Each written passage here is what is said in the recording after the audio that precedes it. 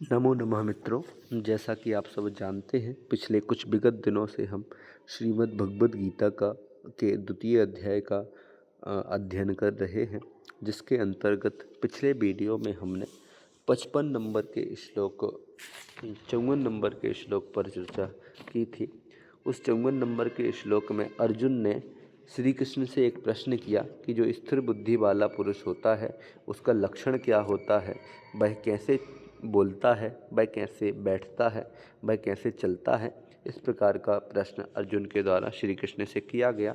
तो श्री कृष्ण इस 55 नंबर के श्लोक में उसका जवाब देते हुए कहते हैं, श्री भगवान उवाच। यहाँ लिखा भी है श्री भगवान उवाच, अर्थात श्री भगवान बोल रहे हैं। वो स्थिर बुद्धि का लक्षण बता रहे हैं कि किसे स्थिर बुद्धि वाला पुरुष कहा जाता है।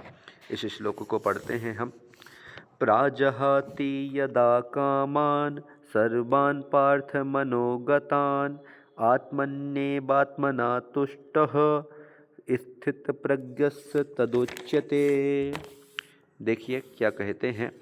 यदा, यदा मतलब जब। श्री भगवान अर्थात श्री कृष्ण अर्जुन से कहते हैं कि जब, यदा यदा अर्थात जब, हे पार्थ, पहले पार्थ शब्द को लेंगे, पार्थ शब्द को लेंगे कि पार्थ, हे अर्जुन, हे अर्जुन। यदा, यदा अर्थात जब, मनोगतान सर्वान कामान प्रजहाति, जब कोई भी व्यक्ति मनोगतान, मनोगतान का मतलब क्या होता है, मनोगत कि मनोगत अर्थात मन में रह चलने वाले, दिन रात मन में चलने वाले, सर्वान कामान अर्थात सभी कामनाओं को, दिन रात मन में चलने वाली सभी कामनाओं को प्रजहाति, प्रजहाति का मतलब होता है त्याग देता है।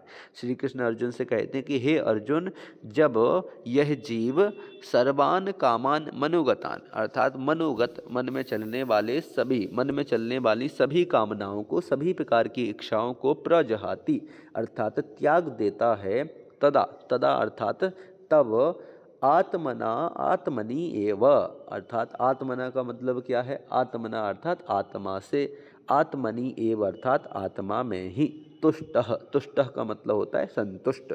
तब यह आत्मना, आत्मना अर्थात आत्मा से, आत्मनि एव अर्थात आत्मा में ही, तुष्ट अर्थात संतुष्ट, तब आत्मा से, आत्मा में ही संतुष्ट वह स्थित प्रज्ञ उच्यते। स्थिर प्रज्ञ अर्थात क्या होता है, स्थित प्रज्ञ अर्थात स्थिर बुद्धि वाला, उच्यते अर्थात कहलाता है। तब यह जीव स्थित बुद्धि वाला कहलाता है। क्या लिखा कि यदा अर्थात जब, हे पार्थ, जब कोई पुरुष मनोगतान कामान, मनोगतान सर्वान कामान प्राजहाति अर्थात मन में चलने वाली सभी इच्छाओं को त्याग देता है, तब यह जीव आत्मना आत्मनि एव तुष्टः आत्मा से, आत्मा में ही संतुष्ट हुआ, स्थित प्रज्ञ तदुच्यते, स्थित प्रज्ञ उच्यते अर्थात स्थित प्रज्ञ, स्थिर बुद्धि वाला कहलाता है।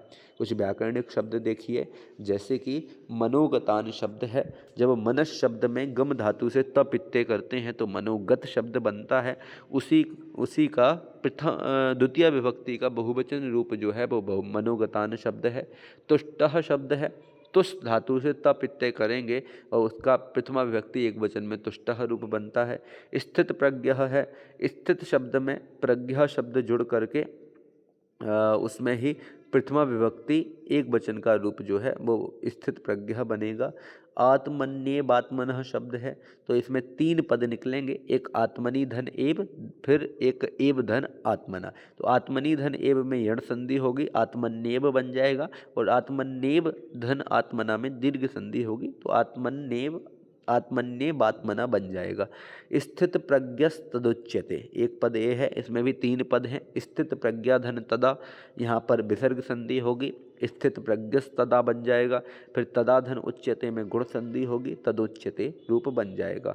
मनोगतान शब्द है, इसमें सप्तमी तत्पुरुष समास है। मनसी गतान इति मनोगतान, मन में चलने वाले उनको कहते हैं मनोगत। यहाँ पर स्थित प्रज्ञा शब्द है, स्थिता प्रज्ञा यस्य सह, बहुब्रीहि समास का प्रयोग है। स्थिर हो गई है बुद्धि जिसकी, उसको कहते हैं स्थित प्रज्ञा। तो यहाँ पर बहुब्रीहि समास का प्रयोग करके स्थित प्रज्ञा शब्द ये बना हुआ है।